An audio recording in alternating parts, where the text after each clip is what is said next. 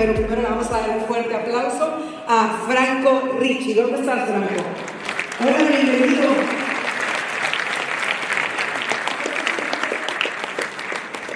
Súper joven, ¿qué edad tienes? Esto no estaba planeado, pero ahorita que lo vi, ¿qué edad tienes? ¿Está bien? 25 años. 25 años. Seguro que el speech que me aventé ahorita no tiene nada. O sea, no había visto lo joven que estabas. Pues estamos listos para escucharte.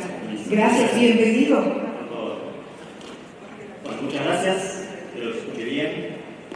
Como verán, soy argentino, argentinísimo. Entonces, vamos a hacer todo lo más posible para que mi jerga, mi acento y la forma en la que tengo de hablar se entienda. Así que van a ver ahora una charla bastante pragmática, bastante práctica de qué es lo que venimos haciendo en Argentina, especialmente en mi agencia, los últimos años. ¿Sí? Primero vamos a arrancar con algo que nosotros le decimos siempre a nuestros clientes, que es un enunciado muy importante, que es lo primero que quiero que se entienda hoy, quiero que les quede hoy día, que es que la IA no trae nada nuevo. Quiero que venga un minuto a diciembre 2022. En ese momento estaba vendiendo el rubro inmobiliario, real estate, y teníamos un problema con mi socio en ese momento que no podíamos resolver de una manera fácil. Realmente teníamos una tarea repetitiva, una tarea que no nos gustaba hacer y que nos tomaba mucho tiempo. Pero más allá del tiempo que nos tomaba, era un cuello de botella claro en la situación. Mi socio, muy pesado, muy intenso, muy insistente, estuvo días diciendo: no hay forma, Franco, de que esto lo tengamos que seguir haciendo nosotros con tanta tecnología hoy en día. Y después de mucha insistencia, yo un viernes que tuve bastante tiempo, le pregunté a un bot de moda en ese punto, que por ahí conocen, ChatGPT 3, sobre cómo podía resolver este problema que teníamos en un Excel. Esperando que me diera una fórmula, esperando que me diera algo simple. 3 días después, sin saber nada de código, sin saber nada de macros, sin saber nada de sistemas, teníamos un sistema 100% funcional y nos ahorraba horas. Realmente nos permitía atender 20 veces más clientes que lo que hacíamos sin esos sistemas. Eso era nuevo. Eso, hace 3 años atrás. Hoy en día todo esto, este preámbulo, este exordio que estoy hablando ahora, lo único que tiene como objetivo es que ustedes se queden con la idea de que esta tecnología ya no es nueva. Es una tecnología segura, es una tecnología estable, es una tecnología que ya está en las herramientas de todos hoy en día. Por lo cual no tenemos que tratarlo como algo nuevo, tenemos que tratarlo como algo que tiene que estar implementado, que tiene que ser moneda corriente, como decimos en Argentina. Entonces, básicamente lo que vamos a trabajar ahora es cómo podemos hacer que esta tecnología, que hoy en día tiene muchísima información, que hoy en día es extremadamente poderosa, la puedan implementar como algo normal en sus empresas. Les voy a contar el método de pensamiento que tenemos hoy en día en Robo para poder implementar inteligencia artificial en empresas con bastante claridad, simplificándolo, bajándolo a tierra, bajándolo a algo simple. ¿Sí? Desde entonces, desde ese punto, en 2022, que les contaba recién esta anécdota, mi vida profesional giró alrededor de esta pregunta. Pasé de experimentar solo, en mi casa, jugando, probando, viendo, aprendiendo, a liderar un equipo que hoy en día implementa automatizaciones con IA en empresas de múltiples sectores. Y después de más de unos 85 proyectos, nos dimos cuenta que hay algo que se repite en todos los puntos, en todas las empresas, en todos los problemas. Si hay gente acá que sea ingeniera de sistemas o que esté involucrada en analistas de sistemas y demás, ese tipo de cosas, Lo que les voy a comentar ahora no es nada nuevo, si es puramente pensamiento sistémico, pero para las empresas y para las personas a las que les implementamos este tipo de soluciones, este concepto que les voy a mostrar ahora trae muchísima claridad, que es que esto que se repite, que les comentaba recién, es la estructura de la información. A mí me gusta pensarlo como si fuera una cinta transportadora, ¿sí? Muchos de ustedes trabajan en fábricas, imagínense una fábrica, esa cinta transportadora que traspasa una pieza, hay una máquina que la pinta, luego hay otra persona que por ahí la revisa, otra máquina que le hace otra transformación y así sucesivamente. Así es como funciona el dato. Pensándolo de esta forma, como un proceso continuo, no como una serie de tareas aisladas, nos permite ver realmente dónde están los cuellos de botella en sus negocios. Por lo cual, vamos a ir con un ejemplo un poco más práctico, vamos a bajar un poco más a tierra todo esto. Hay 3 puntos que es importante que se entiendan en este flujo de trabajo, en esta cinta transportadora, como me gusta llamarlo. Primero es el ingreso de un dato. Luego, ese dato, después de que esté ingresado, se transforma. Pasa por una transformación, que puede ser, si no vamos a saltar el limbo de la máquina, que una máquina tal vez lo pinta. La información es que, por ejemplo, una persona recibe un formulario y lo llena. Eso ya es transformación del dato. Y luego entrega ese formulario completo. Y ahí tenemos la entrega del dato. Vamos a hacer un punto acá. Esto que ven acá es de los conceptos más básicos del pensamiento sistémico, pero que hoy en día siguen siendo muy vigentes y que permiten que tengan claridad al pensar los procesos. No solamente por pensarlos, porque después vamos a ver cómo podemos diseñar este tipo de cosas, cómo podemos diseñar este tipo de cinta transportadora de flujo de trabajo. Por lo cual es importante que quede claro. Vamos con un ejemplo práctico de esto. Muchas empresas de ustedes manejan proveedores, o en muchas empresas donde trabajan, manejan proveedores, formularios y demás. Vamos a hacer el ejemplo práctico de acá con un proceso de alta de un nuevo proveedor. Tenemos un colaborador dentro de la empresa que está encargado tal vez de traer nuevos proveedores. Llena un formulario y ese formulario llena la información, la empresa, tal vez productos que vende, manera de trabaja, figura legal y demás. Cosas básicas, información básica. Luego, otra persona recibe esa petición, recibe un mail tal vez diciendo: Franco, este es el proveedor que me parece que nos puede servir, tiene esta información. Y ahí hay otro actor. Ahí ya lo vemos claro, lo que ven ahí. Input, se recibe la información, se transforma y se entrega. Y el punto está que eso que se entrega funciona como input, funciona como ingreso para otro proceso. ¿Cuál es el proceso que le sigue al formulario de un proveedor? Por ejemplo, una evaluación de viabilidad. Tenemos una persona encargada de ver si la figura legal de esa empresa es válida, si no está en listas negras, si no corremos un riesgo legal por trabajar con esta persona. El famoso due diligence. Entonces eso es un proceso por ahí duro, básico, pero está haciendo todas las cosas. Luego, de nuevo, volvemos a lo mismo. Se entrega, se transforma y se entrega nuevamente. Y vamos con otro punto. Después, en la misma cinta transportadora, el mismo proceso, tenemos una persona encargada de evaluar la conveniencia de ese proveedor.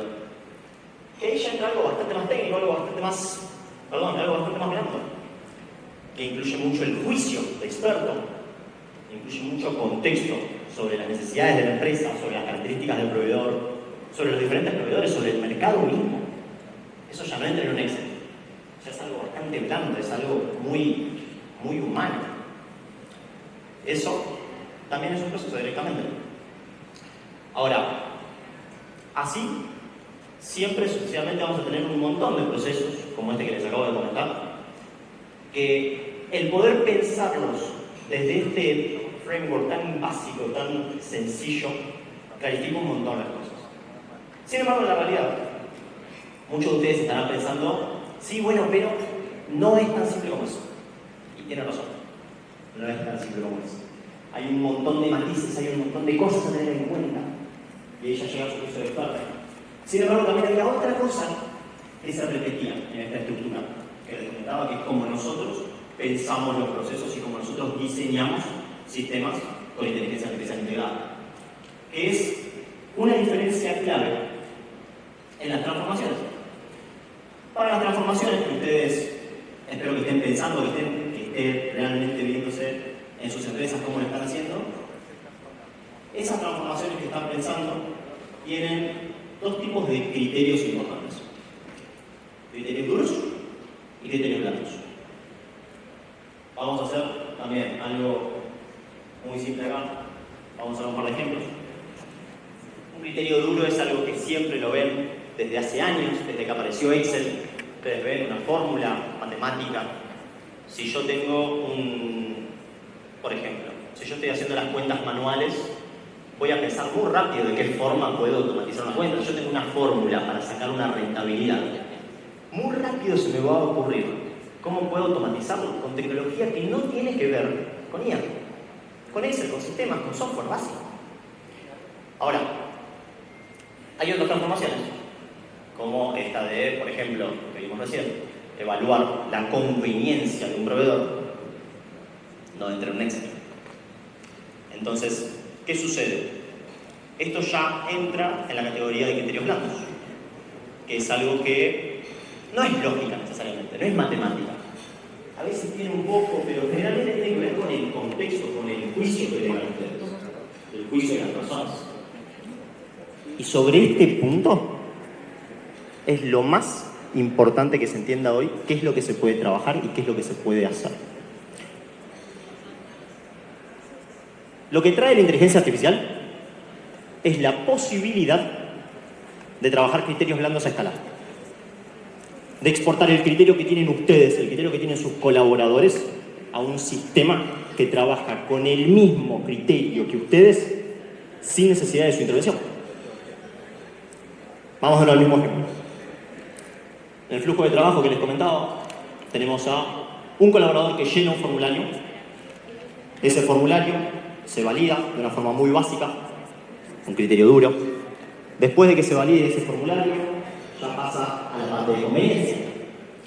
En la parte de conveniencia, ahí tiene que ver muchísimo contexto. Antes, en ese punto, era inimaginable automatizar el contexto, automatizar ese criterio. No había posibilidad de hacerlo. Y eso es lo que viene a la IA. Si me fuera ahí en este flujo de trabajo, por ejemplo, lo que va a pasar es que otro colaborador va a recibir ya las conclusiones. Va a recibir un análisis, va a recibir un reporte, va a recibir una cadena de pensamiento que diga: Franco, esto es lo que creo de este proveedor, según esta fuente, según este contexto, teniendo en cuenta estas necesidades que tenemos de la empresa, comparando con este proveedor, tengan cuidado acá. Todo eso que antes hacía un humano se puede hacer con inteligencia artificial. Ahora, ¿qué es lo que sucede con esto? Hay algo que en el día a día a mí me trae muchas charlas, bastantes hasta discusiones, si se quiere, que es que esto genera fanatismo. Y es muy peligroso que genere fanatismo. ¿Por qué? Porque en los criterios blandos, cuando uno quiere automatizar criterios blandos, lo que sucede es que lógicamente una persona se puede equivocar porque no es una cuenta, 2 más 2 siempre le va a dar 4. Ahora en el criterio blando no sucede lo mismo. Como tenemos esta característica tan importante en los criterios blandos, las personas se pueden equivocar y ella también se puede equivocar. Y ese punto también es importante que sepa. ¿Por qué? Porque después lo que vamos a ver ahora es cómo tenemos que tener en cuenta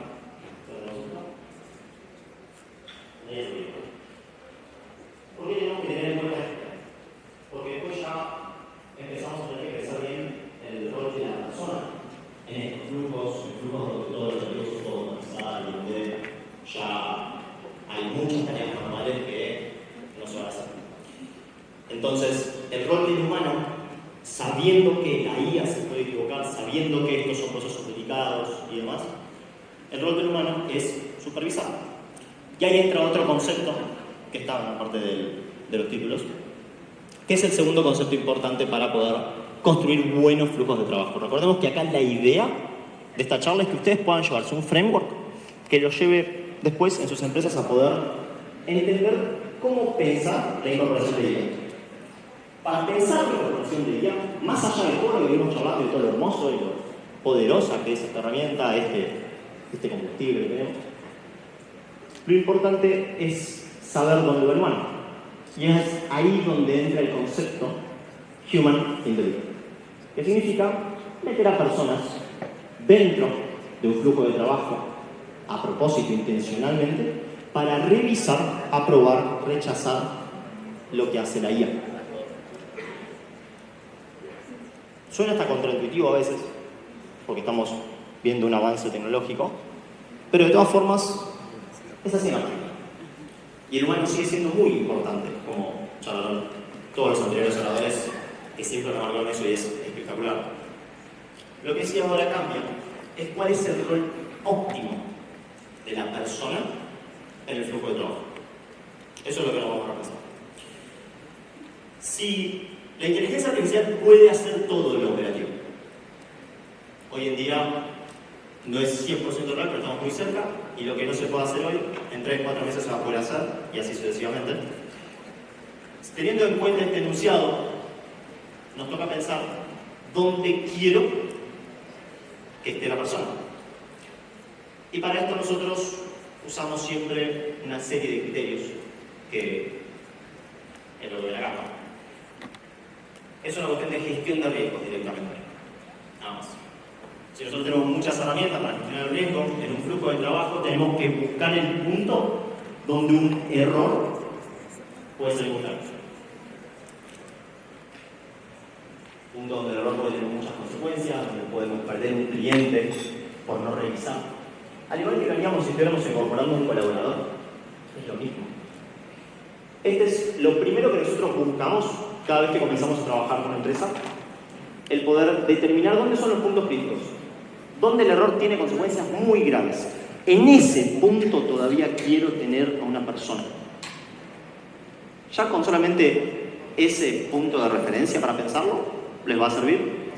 Hay otras cosas a tener en cuenta, como por ejemplo los puntos del flujo donde la empatía humana hace la diferencia, donde quiero que haya una persona contacto atrás, donde quiero que lo puedan llamar por teléfono y nada, charlar tranquilamente. La inteligencia artificial colabora con eso en un montón de casos, pero hay un montón en los que no. Entonces, donde la empatía humana todavía es crítica, ahí también queremos tener un humano, también queremos tener una persona atrás.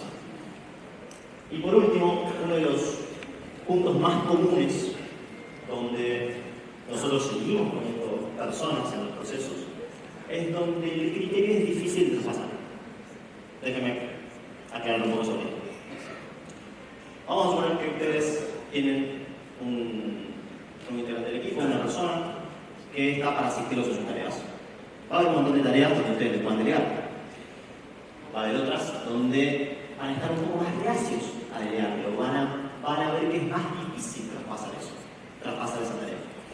Porque el criterio no está claro tal vez, porque me es difícil explicárselo a esa persona. Si yo no puedo explicarle una tarea y explicarle todas las cosas que yo tengo en cuenta para tomar una decisión, para hacer una tarea a una persona, no piensen en hacerlo de inteligencia artificial, porque va a ser poco claro el traspaso. Entonces, eso es muy complicado. Y está perfecto, va a ser natural. En esos casos, en esos puntos, en esos criterios, en esos parámetros, lo que hacemos es, primero, aclarar todo el pensamiento y analizar todo el proceso de pensamiento de la persona que está haciendo la tarea.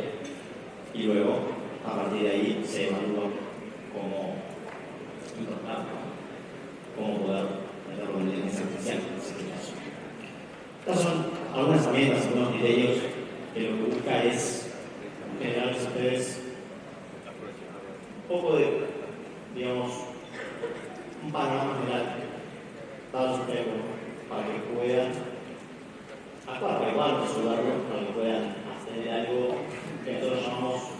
diseño consciente, sobre los flujos de trabajo. ¿Qué es el diseño consciente? Es un poco lo que va a resumir como el objetivo principal de esta charla y de entender los flujos de trabajo, de entender Human in the Loop y entender las cositas que les comentaba así.